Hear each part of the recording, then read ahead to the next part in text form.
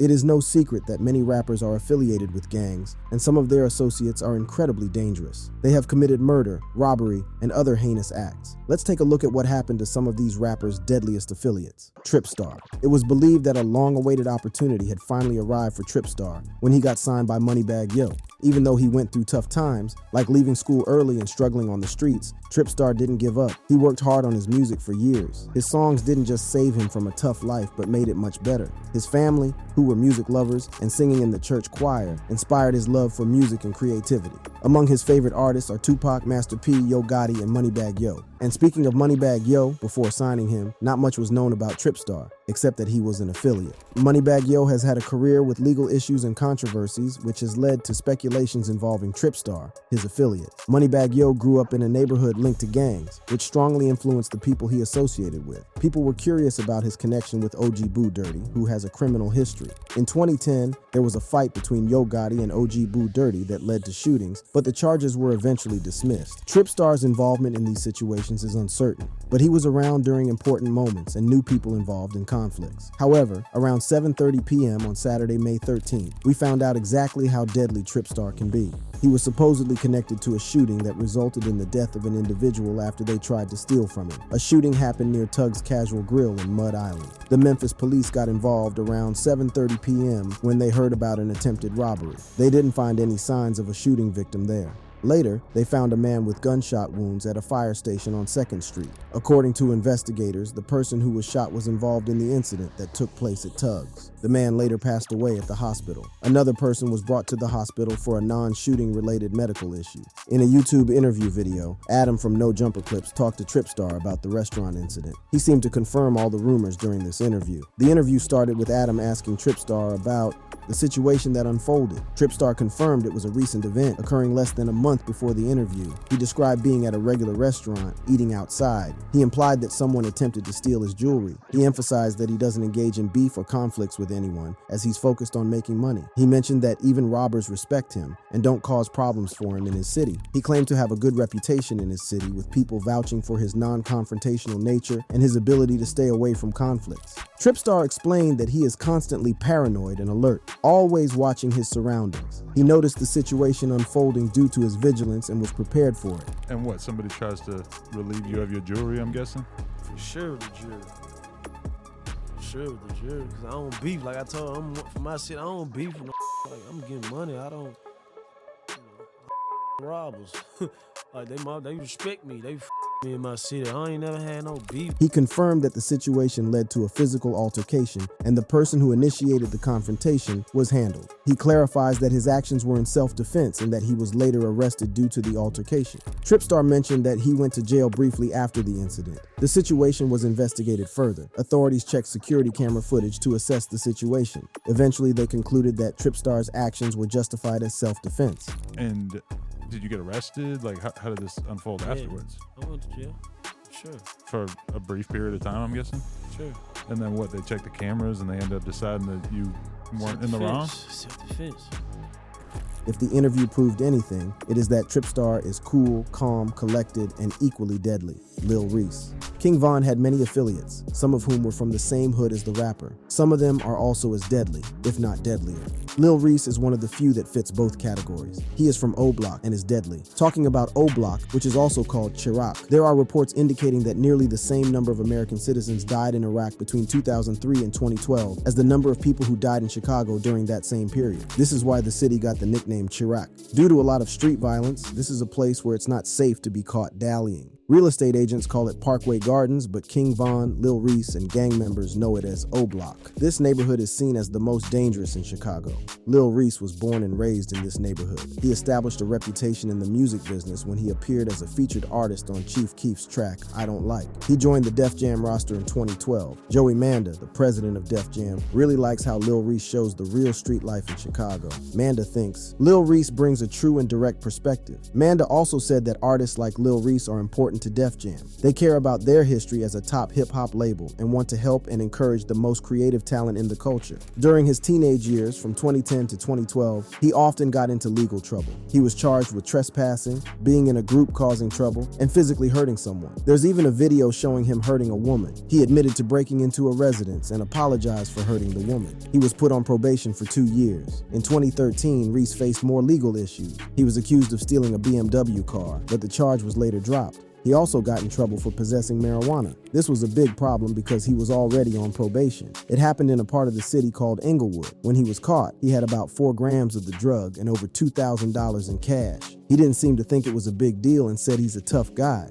He said, "I got a little weed, so what?" He was said to add, "There's serious crime out there. This ain't a big deal. I'm gangster." You might think these incidents aren't important, but if you know about crime rates in Chicago and the reputation of O-Block gangsters, you'd understand the serious threat Reese poses. His danger level became clear when there were 2 attempts on his life in just a year and a half. People said these attempts wouldn't have happened if he wasn't a significant member of the Black Disciples gang. The first attempt happened on November 11, 2019, when he was shot in the neck at a busy intersection near Country Club Hill and Markham. Police came to the street that afternoon, and people who saw what happened said that Reese was being followed by someone driving another car. The person driving the other car got out, used a small rifle to shoot Reese, and quickly left the area. On November 18th, Reese shared news about being released from the hospital and surviving the shooting, stating that he is alive and well. The day after leaving the hospital, he dropped a new song titled "Come Outside." The song lyrics seemed to address the shooting incident. It included lines like, "That boy's scared, don't come outside. They throw rocks, they go hide. That ain't how we rock up on my side. It's gonna be a homicide." The second attempt came on May 15, 2021 in Chicago, where a gun battle occurred in an underground parking lot. Reese and 2 others were hurt. Reese got a gunshot injury in the eye, and one of his associates was shot in the knee. They were taken to Northwestern Memorial Hospital. The third person was seriously hurt in the chest and was in critical condition. While there were rumors that the gunfight was over a stolen car, people believed the attacks on his life might have been in retaliation from a rival gang, T. Roy. As mentioned earlier, King Von had many deadly associates, but T. Roy is arguably the deadliest of all. He belonged to the Black Disciples group in O-Block and went by various names like Savage Scoom Scoom, Troy, Baby Boy, and Lil Boss T. He was King Von's closest companion and had a strong connection with Chief Keef, Lil Durk, Lil Reese, D. Rose, Fredo Santana, J Money, Big A, Booker, Breezy, OD, Tay, and many more connected to O-Block and the Black Disciples. T. Roy was said to be a smart person who knew how to succeed in his neighborhood. Even though he was small, he showed he was in charge, both physically and with his weapons. He let everyone know that there would be serious trouble if they challenged him. On me, I will shoot you. No problem. I will shoot you. Yes, I will. So if you see me, it ain't no leave me the alone. You don't know if I was on your ass, because I ain't gonna get looking at you and none of that. This made people respect him, and his name held a lot of power. Keef and Von mentioned him in several of their songs, showing their utmost respect for him. T. Roy's entire life was spent in O-Block alongside his brothers and cousins. However, it wasn't until August 11, 2011, when Odie passed away, that T. Roy decided to take action.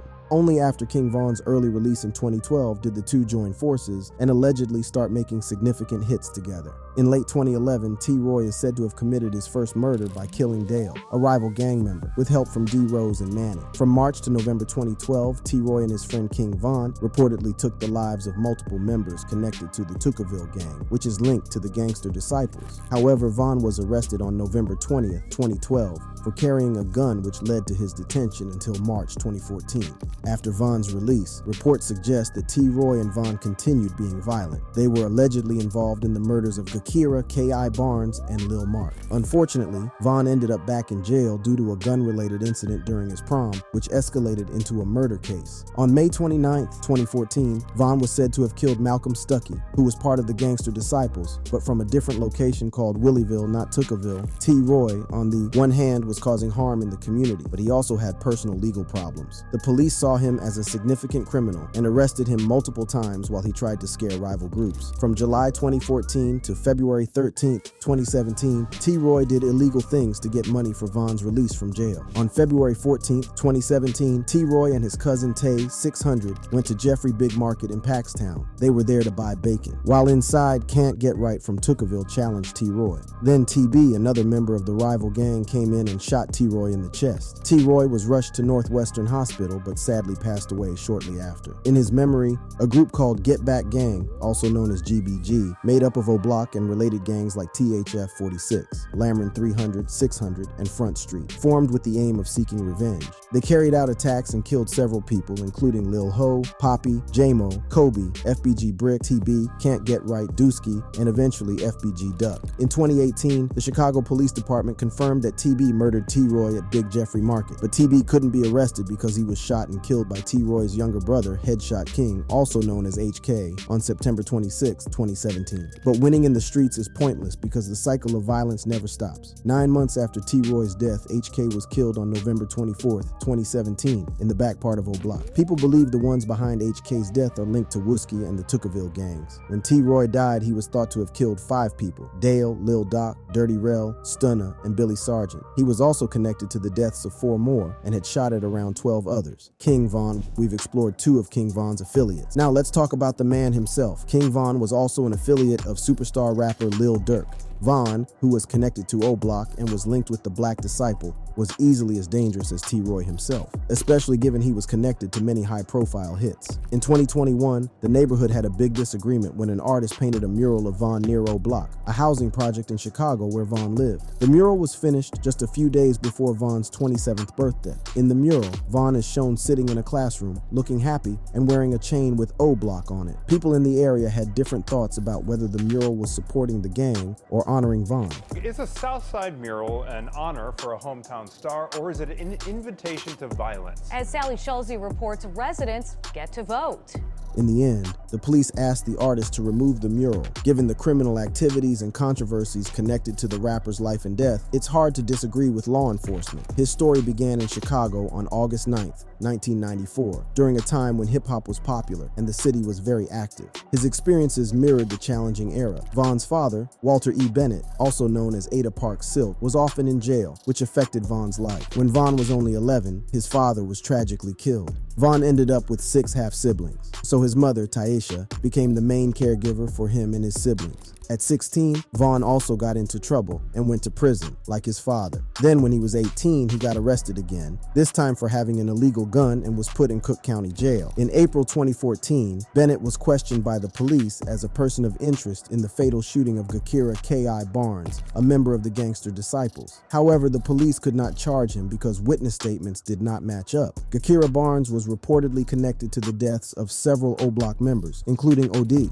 In fact, the neighborhood was named O-Block after OD. On July 24, 2014, King Von was arrested for his involvement in a shooting that occurred in May 2014. This shooting resulted in the death of Malcolm Stuckey and the injury of 2 other men. Stuckey was a college student and member of Gangster Disciples at the time. Von faced 1 count of first-degree murder and 2 counts of attempted murder. The incident took place in Englewood, Chicago. Ultimately, in 2017, Von was found not guilty after witnesses failed to testify. In June 2019, Lil Durk and Von were arrested in Atlanta because they were suspected of being involved in a shooting. The shooting happened on February 5th, 2019, outside a drive-in where someone named Alexander Witherspoon was robbed and shot. Durk paid a bail of $250,000 and Von was released after paying $300,000. Then, in August 2022, documents from the Chicago police revealed that Von was now thought to be the one who killed a 17-year-old named Modell McCambry. This incident happened on October 13, 2012, when Von was only 18 years old. On November 6, 2020, there was a fight between Von and his friends and another group led by Quando Rondo outside a lounge in Atlanta. The fight got really bad and Von got shot many times. He was taken to a hospital but died the same day. He was 26 years old. The report said 2 people died and 6 others got hurt. The person they arrested is called Timothy Leaks. He's 22 years old and is a rapper known as Lul Tim. He's connected to Quando Rondo. King Von's funeral took place in Chicago on November 14th, 2020. In April 2023, more than 2 years after Von passed away, a documentary called King Von Rap's First Serial Killer was posted on YouTube by a YouTuber named Traplore Ross. This documentary suggested that Bennett was involved in several murders, including those of P5, Modell, Malcolm Stuckey, and Gakira K.I. Barnes. Even though Von was cleared of Stuckey's murder while he was alive, authorities in Chicago believed he was accountable for Barnes's murder in 2021. Apart from many claimed murders, Von was also connected to other gang-related killings as an instigator. The documentary stated that he initially started killing due to gang conflicts, but over time, his reasons became more personal. While the documentary was initially praised, it was taken down from YouTube later later because of negative reactions from Von's family and fans. Nonetheless, it was eventually uploaded again. J Hood.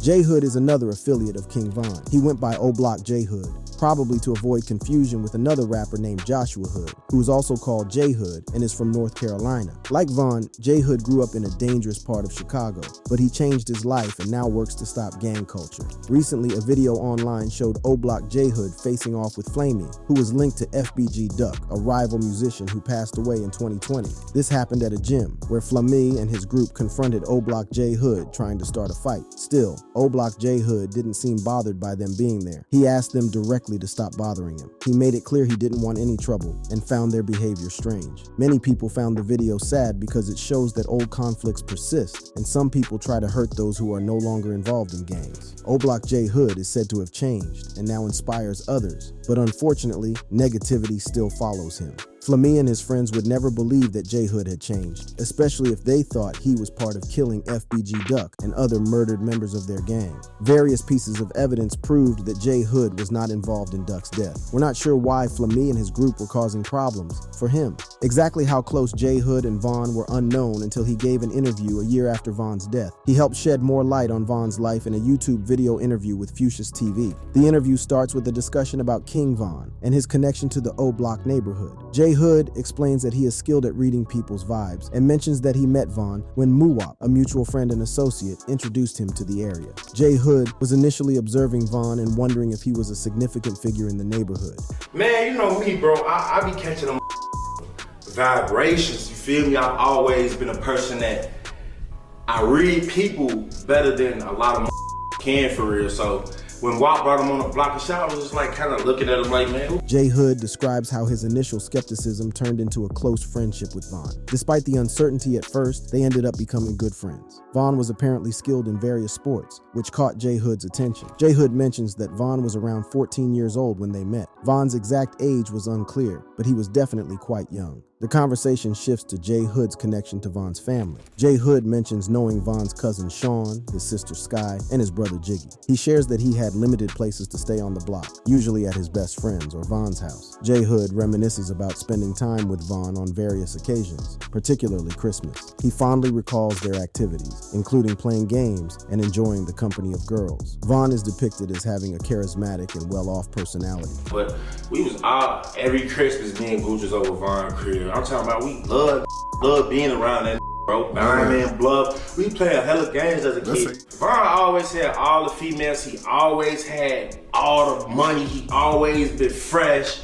The interview takes a serious turn as they discuss Von's involvement in dangerous activities. J Hood talks about how Von had a reputation for being a slider, which suggests he was involved in street conflicts, including potentially violent situations. J Hood talks about Von's demeanor and refers to him as a demon. He attributes Von's actions to his inner demons and suggests that the lifestyle he lived was a reflection of those demons. Bro, demons is real. You start doing all this in these streets, bro. Demons is real. Folk had demons in them. Von had real demons in them, bro. That's what I look at it as. He was a real demon.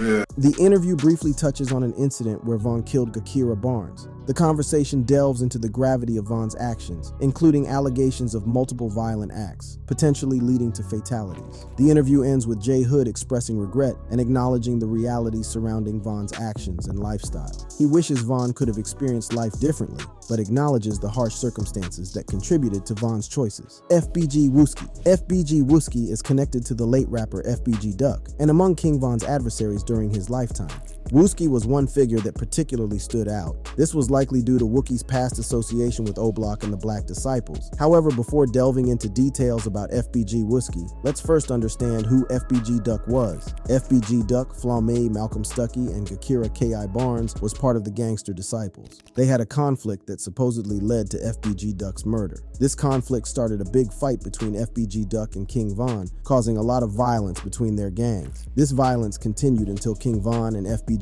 Duck were killed just a few months apart in 2020. Recent findings came out when 6 people were indicted for possibly being connected to FBG Duck's murder. These individuals are Charles Liggins, also known as C. Murda, Kenneth Roberson, Ralph Turpin, Carlos Offord, Marcus Smart, also known as Muwap, and Christopher Thomas, also known as C. Thang. There was also a 7th person linked to FBG Duck's killing, but he died by suicide before facing formal charges. In the legal document, it was revealed that the Black Disciples offered a large amount of $60,000 as a reward for someone to successfully kill FBG Duck. The document also mentioned that King Von supposedly gave the order for FBG Duck's killing. The shooting happened quickly, lasting about 12 seconds. During this time, the attackers shot a total of 38 times, with 16 shots hitting FBG Duck. These 6 people are not just charged with the rapper's murder. They're also accused of bigger criminal activities under the RICO Act. A trial for all 6 men is scheduled for October 10th, 2023. Now let's circle back to Wooski. Many think Wooski grew up at 63rd Street and Lawrence Avenue, also known as STL,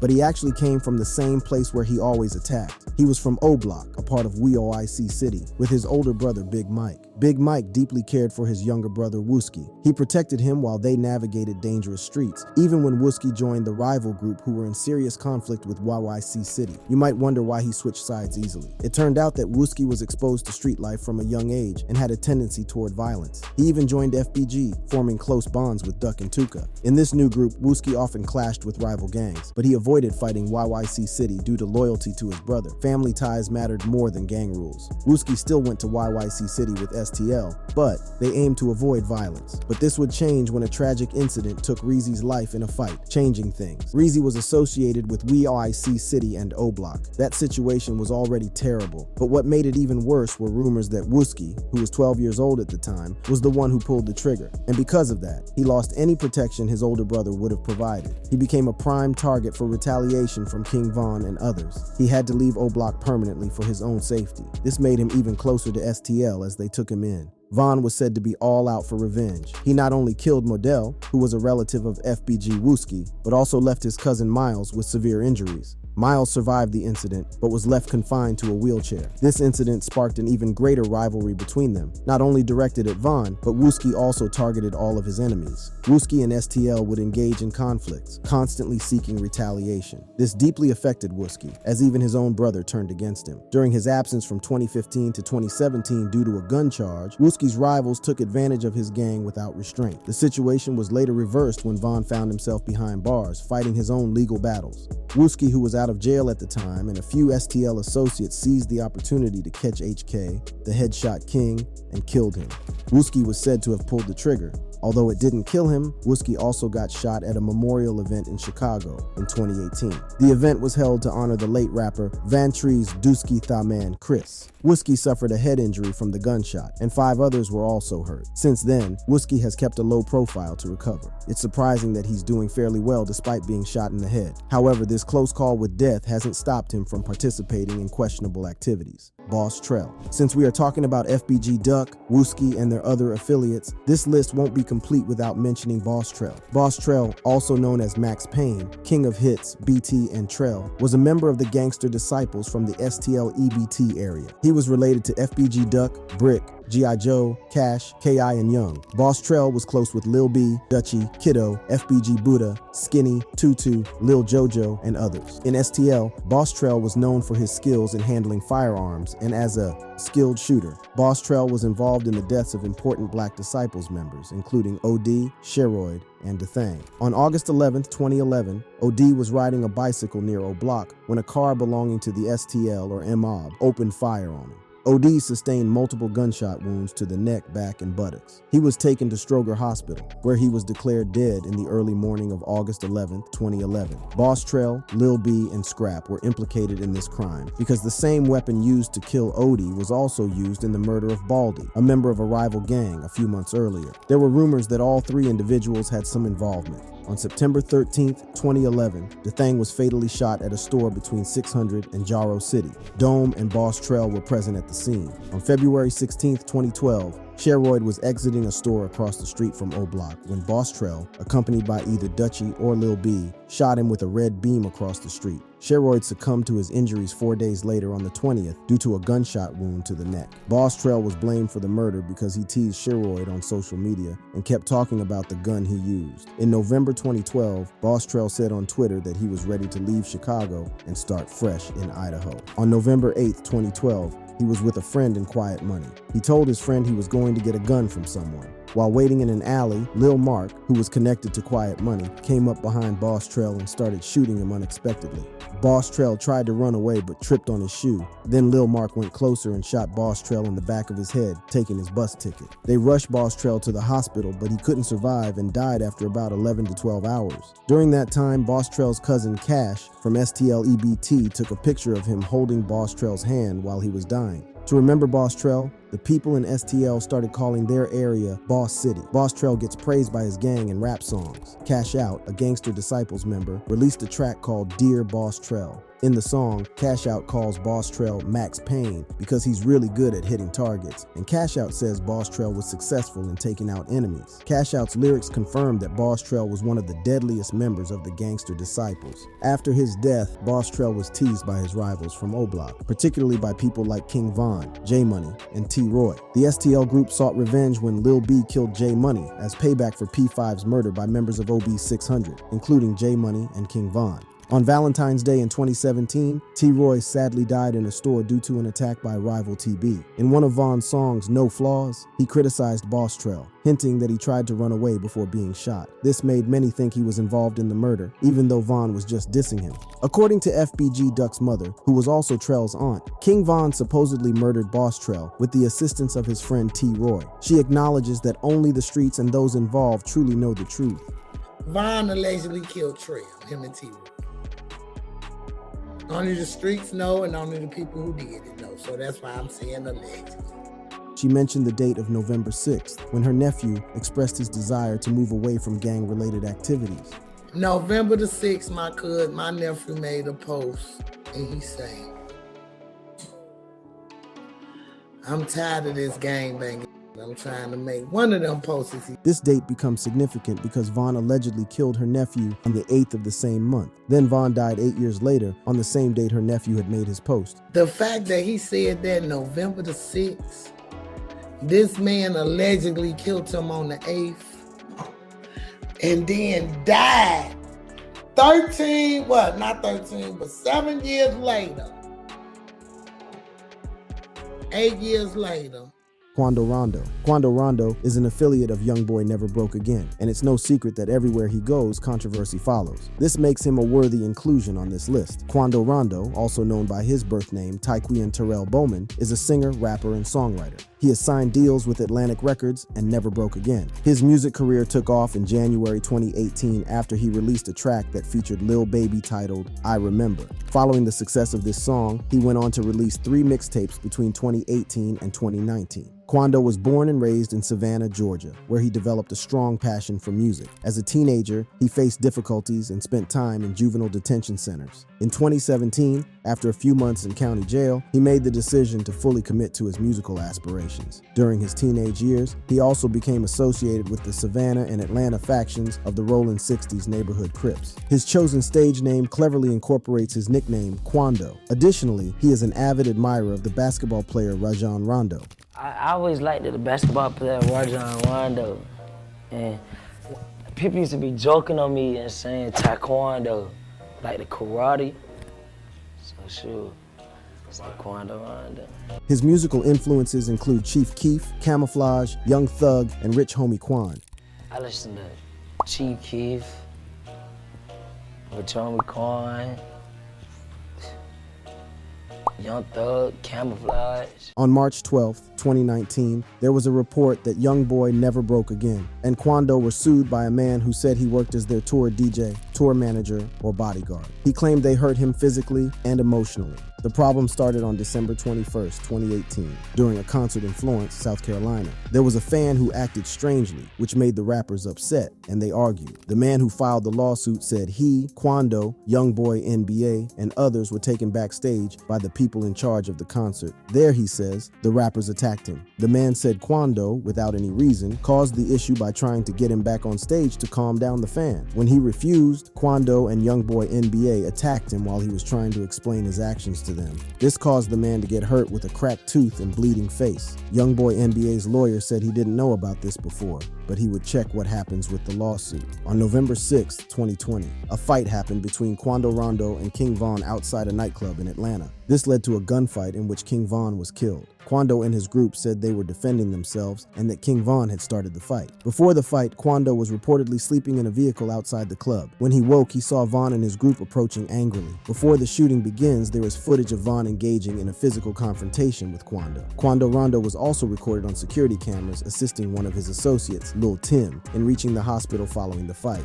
2 weeks after the incident, Quando Rondo finally spoke about it. He released a song called End of Story. This song seemed connected to Von's song trilogy titled Crazy Story. In this song, Quando talks about the shooting incident and his part in it. He again says he was protecting himself and even supports his friend who was charged with killing Von. Quando later said that the song wasn't meant to insult Von and that he didn't even know Von had songs with those titles. Despite facing strong criticism, Quando continued to publicly stand by his friend who was accused of murdering Von. Ever since Von's death, 2 attempts have been made on Quando's life. The first attempt was in May 2021. He barely avoided getting hurt when there was a sudden burst of gunshots at a nearby store. According to TMZ, one person from Quando Rando's group got hurt and went to a hospital, but he wasn't injured. Police think that someone began shooting from across the street while Quando Rondo and his team were at the store. In the second attempt on August 19, 2022, there was another shooting in Los Angeles involving Quando and his associates. Tragically, Quando's friend, Lil Pab,